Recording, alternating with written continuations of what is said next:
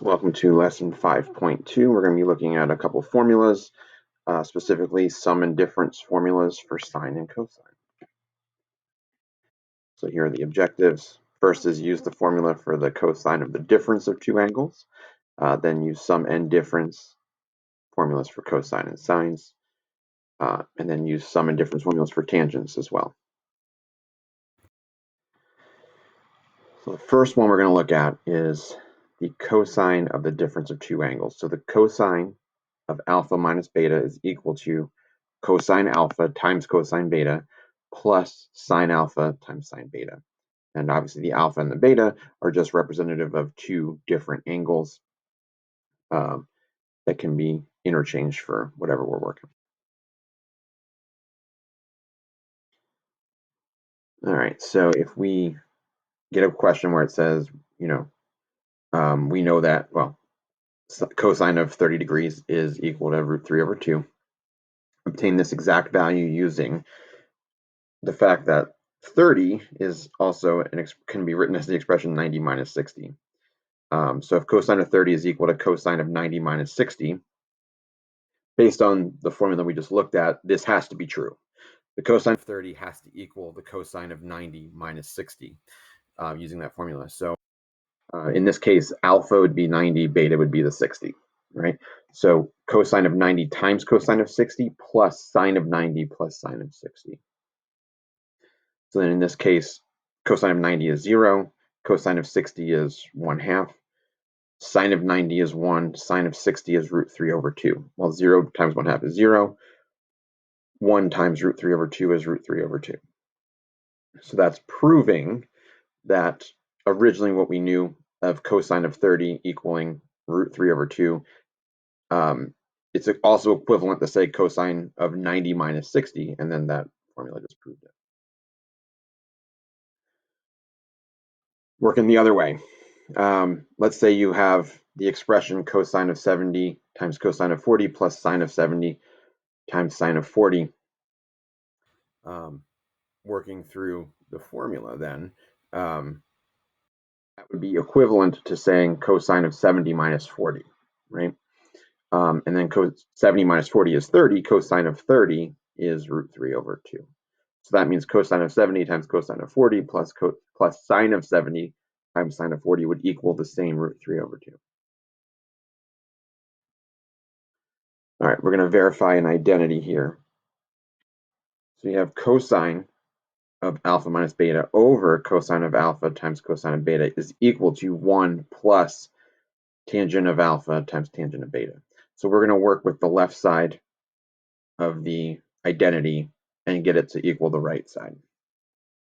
So the first step here is to use the formula that we just learned and replace cosine of alpha minus beta with cosine alpha times cosine beta plus sine alpha times sine beta. And that's what you end up with on this line here. Then we split it out. So you have a numerator that has two terms. We just split it into two fractions now. What ends up happening with the leftmost fraction is it's equal to 1, right? Because cosine of alpha times cosine of beta divided by cosine of alpha times cosine of beta, anything divided by itself is 1. That first fraction is going to be equal to 1. And that's what you're seeing here. The other fraction is sine of alpha plus sine of beta over cosine of alpha times cosine of beta. Sine of alpha over cosine of alpha is tangent of alpha. Sine of beta over cosine of beta is tangent of beta. So we've gotten the left side of the identity to equal the right side of the identity. Yeah, that's just simply using what we know as the definition of tangent, right? All right, second part of the objective is to just look at all of the sum and difference formulas for cosine and sine. So number 2 is the one we just worked with. But there's also a sum formula for cosine, which ends up being cosine of alpha times cosine of beta minus sine of alpha times sine of beta. and then sine of alpha plus beta is equal to sine of alpha times cosine beta plus cosine of alpha times sine beta. And then sine of alpha minus beta is equal to sine of alpha times cosine of beta minus cosine of alpha times sine of beta. See how they're all like related? The two cosine functions, both of the terms have the cosines and the sines segregated. Essentially, they're split up. And the signs are opposite, right? Like, so minus in on the left side is plus on the right side. For sine, they have the mix of sine and cosine for each one. And the signs are the same. So plus on the inside is plus on the outside. You don't need to memorize any of that, but you should have these four formulas handy as you're working through the rest of the notes here and the practice. But again, you're not being asked to memorize these formulas, you're just being asked to use them.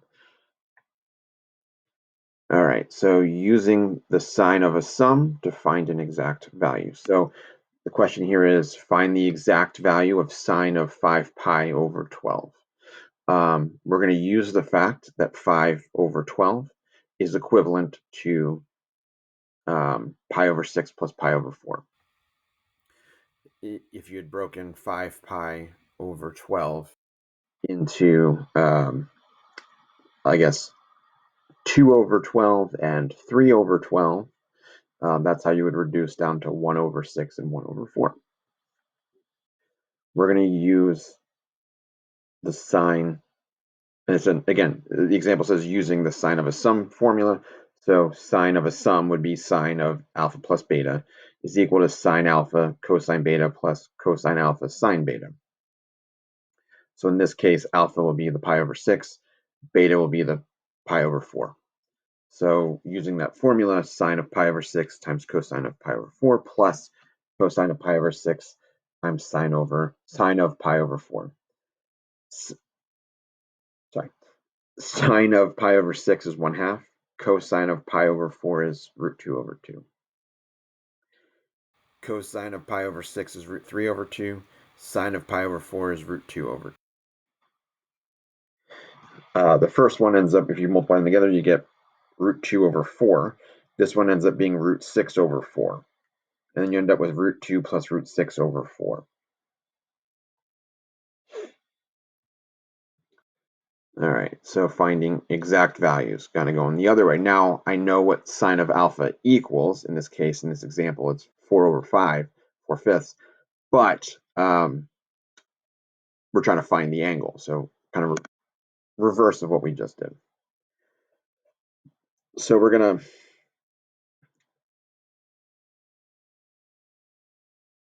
so we're going to find, and then we also know that sine of beta is equal to 1/2 for a quadrant 1 angle.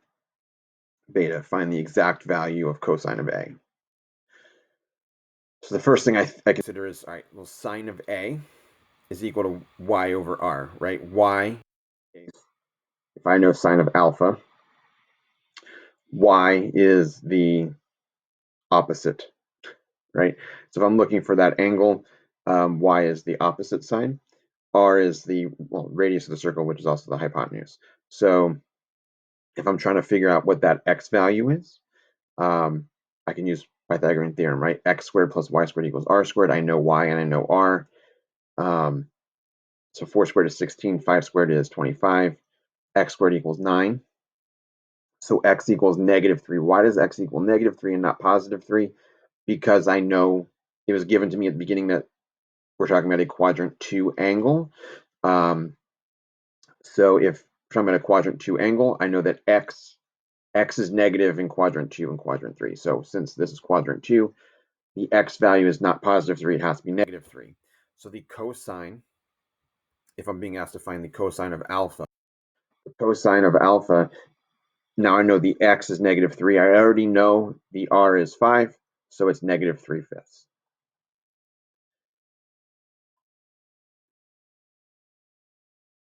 Now we're going to be asked to find the cosine of beta. So in this case, I know the sine of beta is equal to 1/2. So sine is opposite over hypotenuse. So the opposite side is 1, the hypotenuse is 2. So using Pythagorean theorem, I know that x squared plus 1 squared is equal to 2 squared. 1 squared is 1, 2 squared is 4. So that means x squared is equal to 3. So then x is equal to root 3. Positive root 3. And it's positive because this beta angle is in quadrant 1. And I know in quadrant 1, everything is positive, including cosine. So that's why we're using positive square root of 3. Now, cosine of beta is equal to x over r. The x is the root 3 I just solved for. The r is the 2 that I already knew from what was given. So root 3 over 2 is the cosine of beta.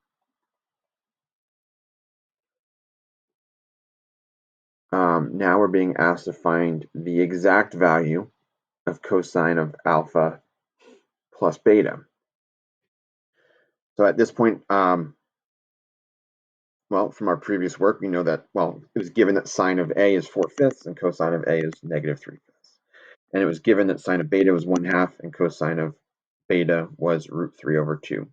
So I'm going to use the formula to find the exact value of cosine of alpha plus beta and substitute in the individual angles that we already found or were given. So cosine of alpha is negative 3/5. Cosine of beta is root 3 over 2 minus sine of alpha. Sine of alpha is 4/5. Sine 1/2. So you end up with negative 3 root 3 over 10 minus 4 over 10. So putting it all as one fraction, you have negative 3 root 3 minus 4 over 10. And then doing the same thing, find the exact value of sine of alpha plus beta.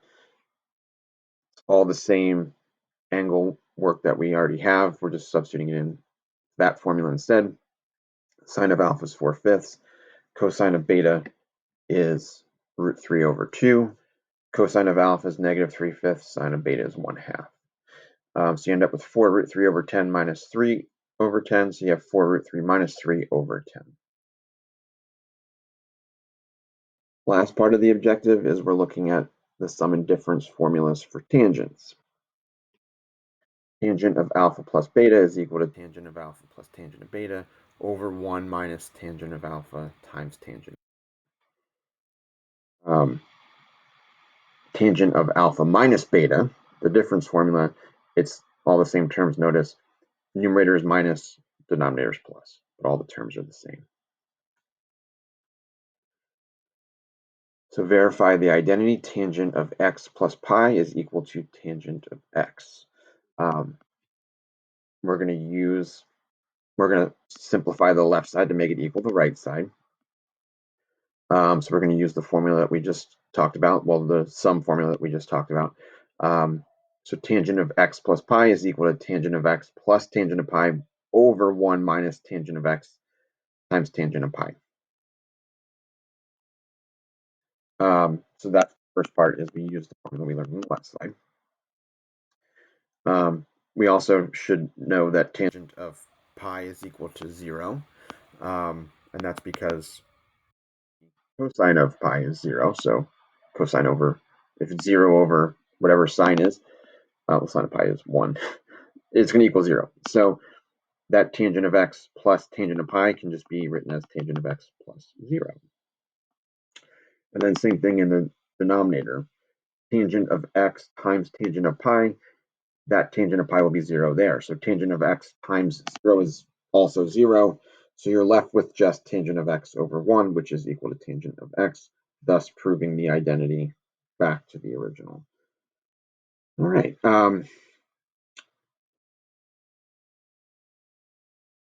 We have 2 exit tickets. We're going to do it the same as we did last week. You're not going to submit these. I just want you to try them both. And then I will go over them in class tomorrow with you, and then you can start the practice. So let me know if you have questions. Again, those are the 2 exit tickets. They are posted in the, if you pull them up, where you can pause the video and write them down that way, I suppose, whatever you want to do. But anyway, they're also posted on the note sheet that I post every week. So you can get it there as well. Let me know if you have questions. Jump in the breakout room. Otherwise, we'll go over the exit ticket questions tomorrow and start the practice.